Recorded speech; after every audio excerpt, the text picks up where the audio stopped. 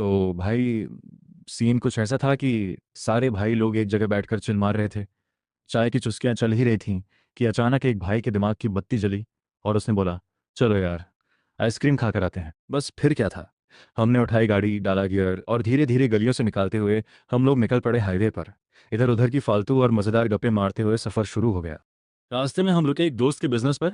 वहां पहुंचते ही हमारे एक भाई के पेट में उठ गया भूकंप। उसे ऐसी भयंकर टट्टू टॉयलेट लगी कि वो बिना पीछे देखे सीधे वॉशरूम की तरफ भागा। इन लोगों का पेट भी ना, कहीं भी जाओ सबसे पहले इनका पेट ही जवाब देता है। अब हम गाड़ी से बाहर निकले तो वहां हमें मिले एक गरीबों के मिथुन। उनकी गरीबी के चलते वो बॉलीवुड तक नहीं जा पाए। फिर क्या, मिथुन के साथ थोड़ी हंसी मजाक हुई, थोड़ी टांग खिंचाई हुई। इतनी देर में हमारे पेट रोगी भाई साहब भी हल्के होकर वापस आ गए। हमने गाड़ी में सेल्फ मारा और फिर से आगे के लिए रवाना हो गए। रास्ते भर मौज मस्ती करते हुए आखिरकार हम पहुंच गए सीधे आइसक्रीम की फैक्ट्री। फैक्ट्री के अंदर जाते ही हम घुसे सीधे कोल्ड रूम में। भाई साहब, अंदर इतनी फुल कूलिंग थी कि कसम से कुल्फी जम जाए। वहाँ आइसक्रीम का पूरा समंदर था। इतनी सारी वैरायटी देखकर आंखें फटी की फटी रह जाएं। हमने वहाँ से उठाया एक बढ़िया सा राजस्थान स्पेशल आइसक्रीम का डब्बा और आ गए फैक्ट्री से बाहर। चम्मच उठाए और जो आइसक्रीम खाना शुरू किया। भाई बातों बातों में पता ही नहीं चला कि पहला डब्बा कब साफ हो गया। हमने तुरंत भैया को आवाज़ लगाई, भैया दूसरा डब्बा लाओ।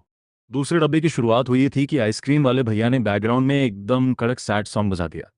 अब गाना बजते ही हमारे एक भाई के दिल के अरमान जाग गए और उसे अपनी जीएफ जीएफ की याद आ गई। वो एकदम देवदास बनकर कोने में बैठ गया। लड़की हमने उसे थोड़ा थपथपाया, थोड़ा समझाया यार। बुझाया कि भाई लड़की आती जाती रहेगी, आइसक्रीम पिघल रही है।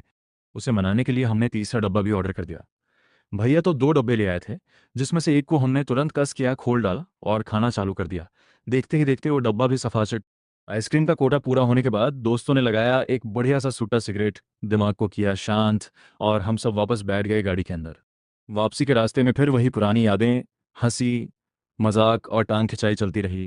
टाइम का पता ही नहीं चला और हम पहुंच गए अपने घर। गाड़ी को किया पार्क और सभी भाई लोग अपनी अपनी बाइक उठाई, फैमिली के लिए अपने अपने घरों की तरफ रवाना हो गए।